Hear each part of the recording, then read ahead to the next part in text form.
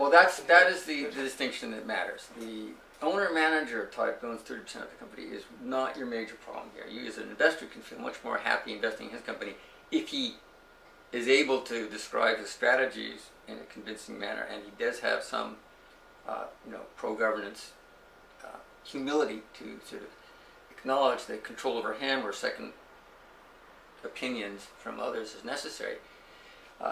Because, and you see this in the M&A world constantly, he's got 80% of his total wealth in the world wrapped up in the company stock, which is illiquid. In Japan, it's a very illiquid stake. He can't sell it at all without completely tanking the stock price because he's the founder. If word got around he was selling, he would tank everything. So he is quite often the quickest moving, most open-minded guy on the block when you walk in with new ideas about strategy, M&A, this kind of stuff.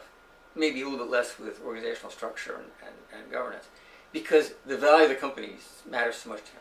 It's the second category that we all have to worry about, because he's not influenced by value.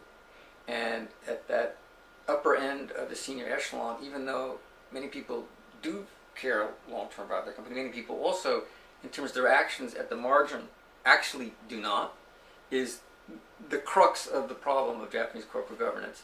And he may be one of them. Yes, often a guy gets in that CEO seat and he feels more responsibility, today than he did yesterday, because he realized the totality of what he could be blamed for. But how deep and how really long-term it is questionable, particularly if he has this sort of set of mind that he likes the status quo. He feels his reputational place is attached to past decisions and strategies that have been set by him and his teams earlier, so he can't change very much, and he is the fellow we have to worry about. A company that, again, has rigor and is starting to get this, the new types of capital markets and shareholder relations with management that we're headed for, I think, though, will be able to say to himself, we need more structure. Okay? We need to be able to know when I'm wrong.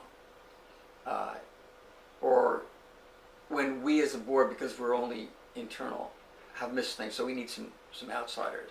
We cannot globalize fast enough without that input. If you see a CEO who's able to sort of admit these things when you ask him, then he may be a good fellow, and you could explore more. But again, that's the category you have to worry about. Yeah.